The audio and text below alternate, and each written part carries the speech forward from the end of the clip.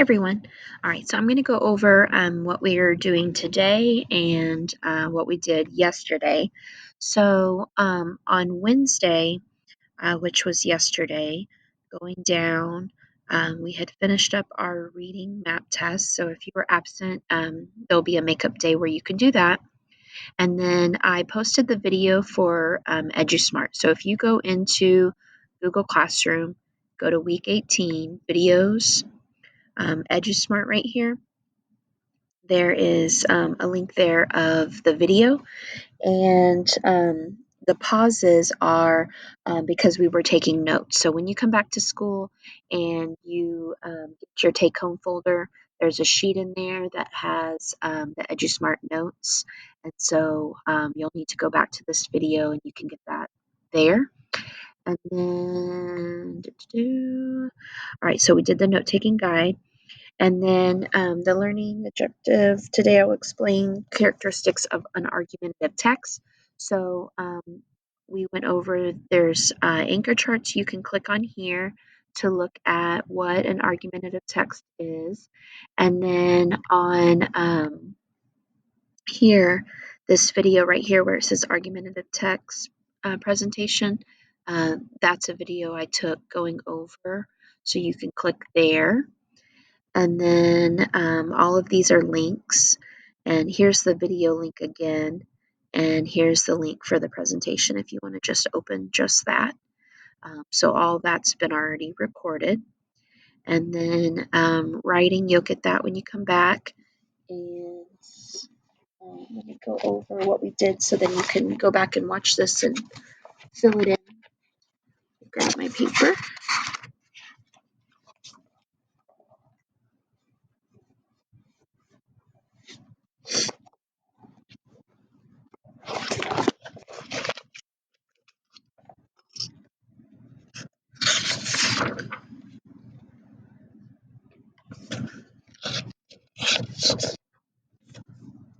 All right, so on Tuesday, we corrected the following sentences. So Evelina looked at her mother, and then Anne said, you need the apostrophe, never washed any clothes. You've got that double negative, so you already said never. So it's, I've never washed any clothes. And then what, capitalize, fraction of sugar, so a couple spelling. Do we need for this recipe? So you're asking a question, so you need that question mark. Here we fix the double negatives, and then looking at those shun words, so physician, station, magician, technician, admission, and then we diagram the sentence. So that was on Tuesday. Then Wednesday, same thing, corrected some sentences. So capitalization, double negative, comma, because this was a conjunction. So my sister never has any good advice. That's a sentence. And then she sometimes gets me in trouble. That's a sentence. So we're joining those two sentences. So we're going to do that with a comma and which is the fanboy, and then a couple spelling. So gets in trouble, and then another spelling. And then here, after your tag, you're putting your comma. Here, you're putting your commas because you're separating three or more things. And then we use the correct there. And then she's yelling, so we don't need a question mark. So we changed the punctuation there. Here, we changed out the double negatives. You already said won't and hasn't. And then here we came up with some words that start with KN, GN, or WR. When you have those words, the first letter is always silent. So we just brainstormed some words that begin with that pair, and then we diagram the sentence below. So hang on to this video so when you get your papers, you can go back and have that to fill in. Then here we worked on the perimeter plus. Put these away.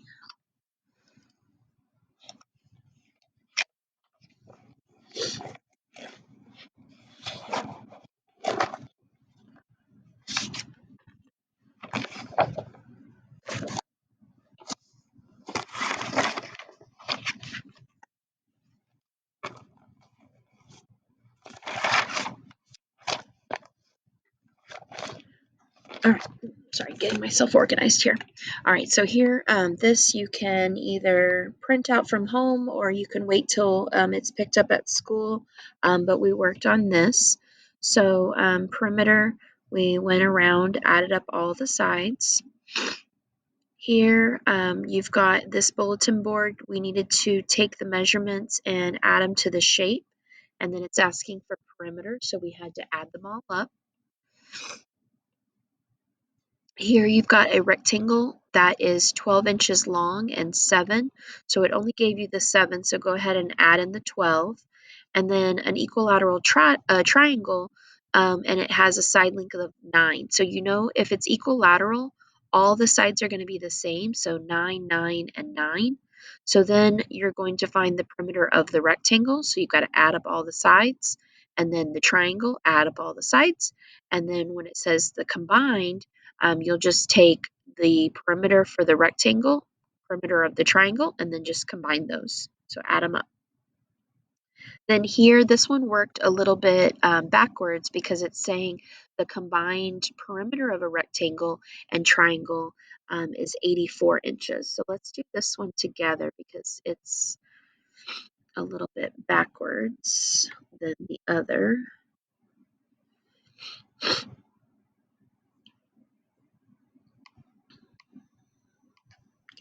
This.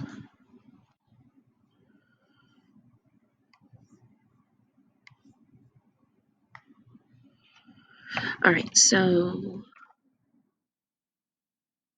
push this in here.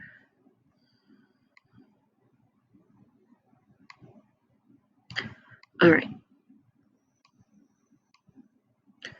So this one, it's saying that the combined perimeter, so if you think about this like a part whole, the combined is 84, and that 84 is being broken up into two shapes.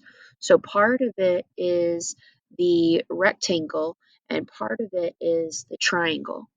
So the only dimensions that it gave us is the rectangle.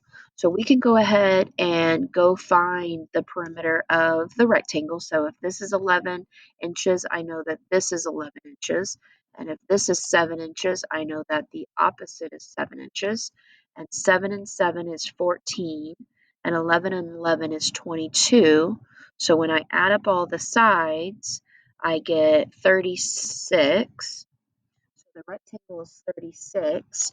So that means that if I'm trying to find the perimeter of the triangle, well, if the total is 84 and one part is 36, that means whatever's left belongs to the triangle. So I can just do 84 minus 36. That would be 7. That would be 14.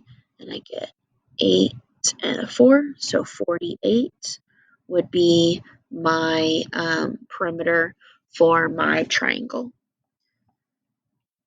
And then going back, here you have an isosceles and an equilateral. So if one side of the equilateral has a length of 5.25, what is the perimeter? So again, equilateral, all of them are the same. So if this is 5.25, you know that all of them are. And then the isosceles has two sides of 6.2, but the total is 16. So again, you've got to take out those parts you know, and then you're left with what that other third side would be. And then the scaling triangle, go ahead, look at the sides. None of them are going to be the same. So if you know that it has a total perimeter, you've got to take out side A, take out side B, and then you'll be left with side C. And then here, the square has a side length of 2.6. What's the perimeter? So perimeter all the way around, and then area, you're going to multiply side times side. So go ahead, fill in 2.6, 2.6, 2.6, 2.6, and then find the perimeter and area of each. And then a regular octagon, so you've got to draw your 8-sided figure. Each side is 6.2, so what would the perimeter be? And then make sure that you've got things entered into the grid here correctly. All right, after that, these are some problems that we are going to, we didn't get to them, but we will be working on them if we have time today. So again, practicing your using those formulas for area and perimeter. So you can go through here and each one has a different problem on each slide. And then there is the perimeter and area practice. This is this we'll probably get to today. And then going down, this link here is a website, the Flippity website. And so you're looking at different situations and deciding whether it's area or perimeter. And so you can just click them and drag them. And then, so for example, Mark wants to build seats around the edges of the sandbox, that keyword that you're going around. And then for area, you could put area over here. And then here it says you're painting the bedroom wall. So if you're painting the bedroom wall, all of that's going to go on the inside, which would be area. And then so you can work on that. And then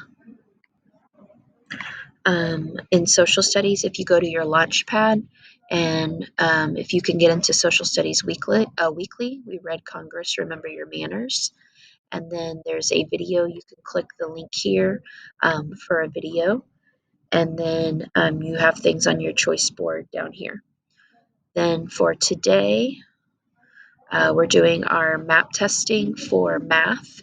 And so again, we'll get you caught up when you come back for the makeup day. And then science warm-ups. If you can click on this. So on the first day, we went over this first page here. And then yesterday, we went over the first two questions. So these were, again, just talking about the difference between climate and weather. And then today, we'll try to get to these next two, so you can look at those. And then on here, the Flipgrid newscast. So you're going to use this. You're going to use this information to make your Flipgrid. And so if you go onto Google Classroom and you find right here where it says Flipgrid Water Cycle News Reporter, you can click on the link and it'll take you, log in with your Google, and it'll take you,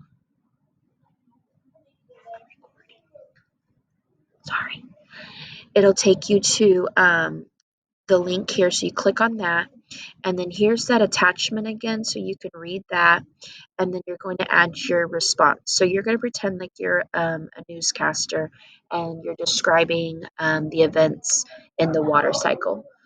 So you are pretending like people don't know about the water cycle, and this is like breaking news, and you're reporting all about the things that you know, and you can kind of read this, and this has all the information on it too. So you're sharing information about the different parts of the water cycle. And then going back here, so we're going to look at, continue looking at argumentative text. We will be going over this here. So this is a link you can click, and it's just going over the different parts. So again, remember that in argumentative, the author is trying to persuade the reader to believe a certain opinion. So they believe something and they're trying to get you to think the same. So they're going to make a claim, and that's just their position that they're trying to get you to accept. They're going to give evidence, so facts and examples to support their claim, to help you try to convince you. And then, so once you go over that, then there's an assignment we're going to do in Google Classroom. So you go over here, and anything that says argumentative text. So go ahead and start looking at that. And then again, remember there's a video in here if you haven't watched that talks about it as well, if you didn't get that from the other day. Then going over, I'll post the writing once we do that. And then we don't have any new things for math. We're just going to kind of finish some of the things that we did from yesterday or that we didn't get to just due to testing. And then we're going to read in Social Studies Weekly the Bill of Rights. And you can click on this link for a video here. And then you've got Choice Board, your link there.